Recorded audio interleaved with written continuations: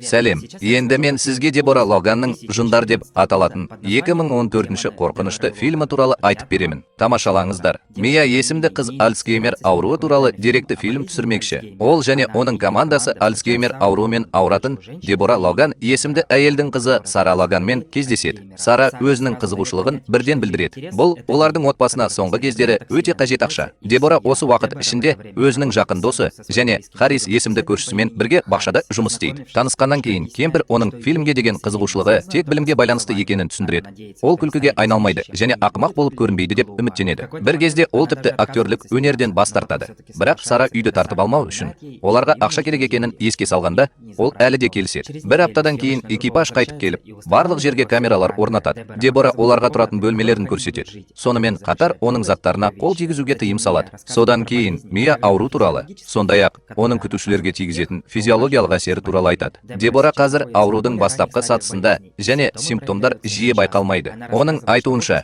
күйеуі қайтыс болғаннан кейін ол өз бизнесін ашып, коммутатор операторы болды. Нәтижесінде ол бүкіл қаланың негізгі байланыс нүктесі болды. Бір түрлі оқиғалар бірінші түнде болады. Дебора өзін Гевин есімді экипаж мүшесіне лақтырып жіберіп, оның иық пышағын ұрлады деп айыптады. Кемпірді әрең тыныштандырады. Ал оның иық пышағын тауып алып, оны қайтарып алмақшы болғанда, ол кенеттен өзіне зиян келтіреді. Содан кейін оны ауруханаға апарады. Онда емдеуші дәрігер аурудың асқынып бара жатқанын және Дебора агрессивті болып бара жатқанын хабарлайды. Үйге оралғанда, кемпір өзінің мінез-құлқы үшін кешірім сұрайды. Ал Харрис Дебораның жағдайы нашарлаған сайын, оның жайлылығы үшін жағдай жасауға тырысып, қамқорлық көрсетеді. Луис есімді оператор кемпірдің айнадағы шағылысымен сөйлесіп жатқанын жасырын түрде түсіріп алады. Кейінірек Сара өзінің қиын балалық шағы туралы әңгімелейді.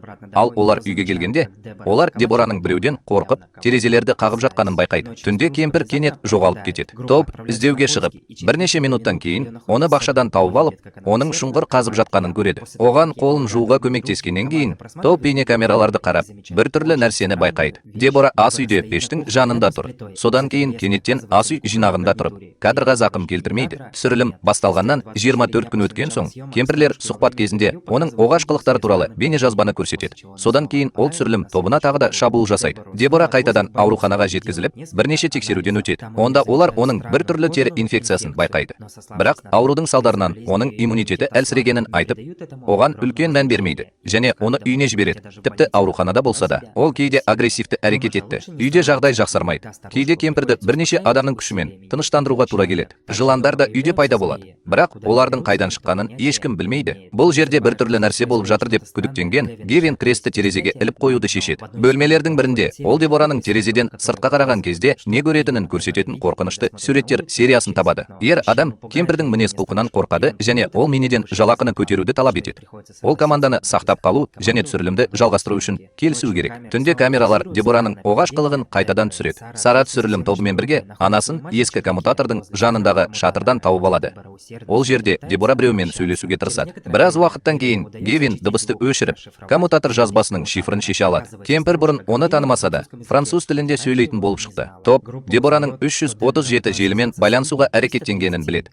Олар кейінірек бір жерде кісі өлтірген атышулы дәрігер Генри де Жарденге тиесілі екенін біледі. Деректі фильмдер арқылы олар де Жарденнің 4 жас қызды өлтіргенін, содан кейін жоғалып кеткенін біледі. Тергеу анықтағандай, ол өлместікке қол жеткіземін деген үмітпен тағы біреуін өлтірмек болған. Оның жоғалу себебі белгісіз, өйткені оның үйінен тек жыландар ғана табылған, ал адамның өзін басқа ешкім көрмеген. Кейбір қастандық теоретиктері де Жарденнің оны өлмейтін ететін ежелгі жын-перілердің рәсімін қайта жасауға тырысқанына сенімді болды. Бірақ бұл рәсім жақында алғашқы етеккірін алған 5 пәк қыздың өлімін талап етті. Келесі күні олар бұл тақырыпты Деборамен талқылайды. Ол де Жарденді жақсы есіне алмайды. Бірақ оның қайтыс болғанын анық біледі. Бірақ бұл туралы ресми ақпарат жоқ. Кенет кемпірдің жағдайы нашарлап, оны қайтадан ауруханаға апарып, ең нашар жағдайға дайындалу керектігін айтады. Содан кейін түсірілім тобы Харристен бір кездері өлтірушінің жоғалып кетуіне байланысты жауап алынғанын біледі. Мүмкін, ол оған не болғанын білетін шығар. Бірақ ер адам бұл мәселе бойынша ешқандай түсініктеме беруден бас тартады. Ал ол мас күйінде пайда болып,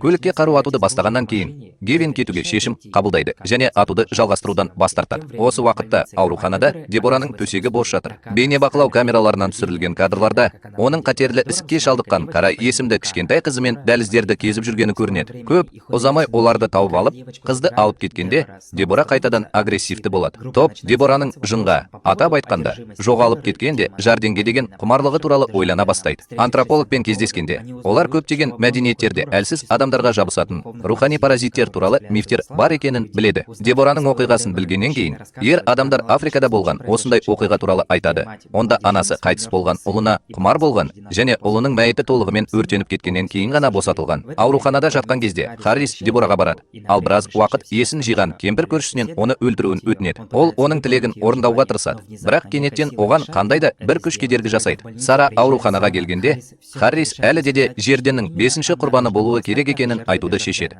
Бірақ олар оны анасымен бірге өлтірді. Содан кейін мәйіт бақшаға жерленді. Топ үйге қайта асығып, өлтіруші жерленген жерді табуға тырысады. Бірақ қалдықтардың орнына Дебораның бар екендігінің іздерін табады. Кемпір оларды қазып алып, үйдің бір жеріне тығып қойған екен. Олар бірден шатырға барады. Онда олар шынымен де адам қалдықтары салынған сөмкені табады. Бұл де жарден деп есептеп, Дебораны оның ықпалынан босату үмітімен оны өртеп жібермекші болған жерге апарады. Содан кейін оларға жыландар кедергі жасай бастайды.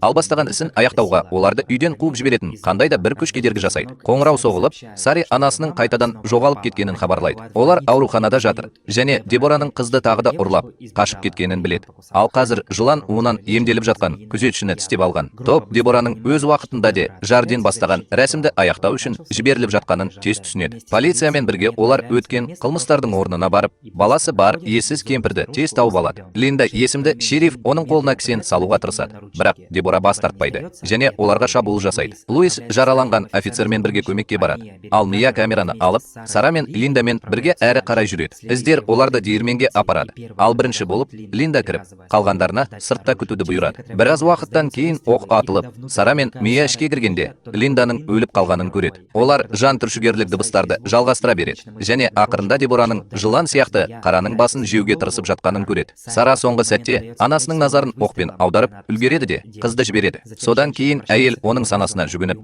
де жарденнің ықпалымен күресуін өтінеді. Дебора сәл тынышталғаннан кейін, Мия де жарденнің қалдықтары салынған дорбаны алып, оны өртеп жібереді. Содан кейін кішкене жарылыс болады. Шаң басылған кезде Сара анасының агрессивті емес екенін байқайды. Содан кейін жаңалықтардың хабарлауынша, денсаулығының күрт нашарлауына байланысты Дебора Караны ұрлап әкеткені үшін жасаған қылмысы үшін сотқа тартыла алмағаны үшін сотталған. Сондай-ақ кенеттен қатерлі ісіктен толық айыққан қызды да көрсетеді. Кара өзінің болашаққа үлкен жоспарлары бар екенін айтады. Сонымен бірге камераға үрейлі күлімсіреп, де жарденнің қазір оның денесін басқарып жатқанын анық көрсетеді. Ол есейгенде, ол міндетті түрде рәсімді аяқтауға тырысады, немесе ол әлдеқашан аяқталған болуы мүмкін. Фильмнің соңы. Енді біздің жасаған еңбегімізді бағалап арнаға тіркеліп, лайк басып кетіңіз. Келесі видеода кездескенше.